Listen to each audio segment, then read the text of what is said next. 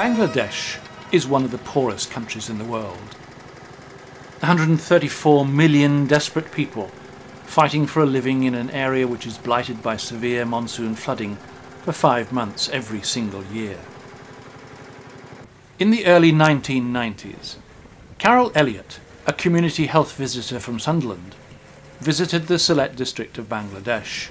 The journey was long and difficult, and the only access road ends 2 kilometres from the village. For many months each year, the village can only be reached by boat, or along a very muddy track. As her diary tells, Carole was dramatically affected by the shocking conditions that she found there, where health care was virtually non-existent. A child aged 3 lay upon a soiled mattress, covered by a filthy rag. She'd lain there for 15 days, suffering terrible burns to her body, untreated and crying out in pain.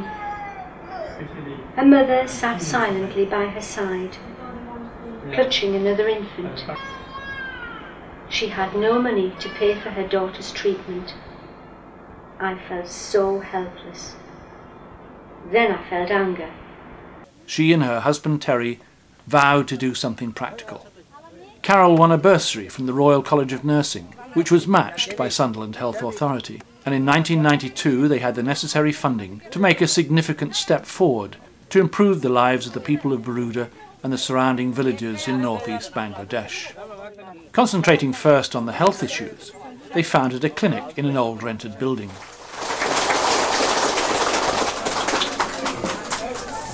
On behalf of my friends and colleagues here and in the Sunderland Health Authority, and with special thanks to the Royal College of Nursing, who enabled me to travel here, I now formally open the Wear Surma Clinic. Long may it have success and continue to provide a vital community health service. Thank you. Since then, a purpose-built clinic has been opened, with a consulting room, dispensary, general purpose room and a sheltered waiting area. There are 4 full-time staff, all funded by the Wear Surma charity. As well as a doctor, there are 2 healthcare assistants, one is now a midwife trained by the Wear Surma Clinic, and a caretaker. Dr. Aziz sees between 30 and 80 patients a day, depending on the weather. These come from up to 10 miles around and many queue overnight. Urgent cases are brought in by small rowing boat. The resultant queues are sorted by the caretaker, Asghar Ali, who has introduced his own ticket triage system. A wide range of ailments are treated in the clinic, including minor surgery and dentistry. Success has been achieved in dramatically reducing the appalling rate of infant mortality by introducing simple oral rehydration techniques and through early weaning education programs. Over the years, the health project has become well established, and so it was possible to look at other aspects of village life. Health and education go hand in hand, and the charity also supports the village school, which has 220 young students taught by 1 teacher and an assistant in 2 shifts. They have established a valuable adult literacy program for the women. Baroda is a village of around 3,500 inhabitants, most of whom live in flimsy 1-roomed mud huts, together with the smaller animals. There is virtually no cash economy. Most villagers have a piece of land on which they can grow a little rice or lentils, and the area is often at starvation level. Originally, the villagers had no fresh water and depended on polluted pond water. The Wear Surma Clinic provided 13 tube wells, but these were eventually shut down because of naturally occurring arsenic contamination. So in 2008, they dug a sophisticated deep bore well, which is now providing fresh water for the whole village. Serious sanitation problems in the village have been a long-standing difficulty. The villagers have no notion of hygiene or disease, and there were no toilets. Sanitation could best be described as an open defecation system.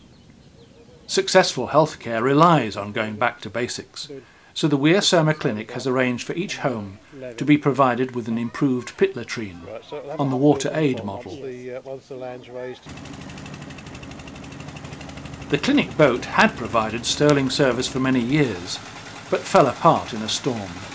In 2008, a new, bigger and stronger boat was commissioned. Winter can be very cold in Bangladesh, and villagers possess few clothes. In 2008, every child was provided with a donated blanket. The charity has also worked hard to improve the economic foundation of the village. Some villagers possess special skills, making particularly beautiful mats and fishing baskets. There's a strong demand for these in the markets, and the charity has set up a microfinance program to help them start up a small business. They purchased 3 sewing machines and some start-up materials, and employed a retired tailor to impart his skills to 3 village women. It is hoped that they will be the first to be able to make an income from such work. For centuries, cooking has been done over a wood fire in a corner of the hut, often causing respiratory complaints and serious accidents. Bangladesh is becoming deforested, and firewood is now an expensive commodity. A stunningly simple solution to this worldwide problem is by the use of solar ovens. As yet unknown in Bangladesh, they can be made easily from cardboard and aluminium foil for less than $1 each. From 2008, the charity is working with Rotary clubs in Bangladesh to try and introduce solar cooking. The Wear Surma Clinic is a registered charity. Since it was founded in 1992, Carole and Terry have built up mutual trust with the villagers, and so been able to move into community development in a way that could not have been anticipated just a few years ago, bringing so much improvement to their lives. Any such development must respect the cultural background of the community. When Carole and Terry first arrived, they were the first Europeans to have visited the village. Over the intervening years, they have grown to love the people, enabling them to help themselves to provide basic improvements in living standards. The lives of the people of Baroda are in safe hands.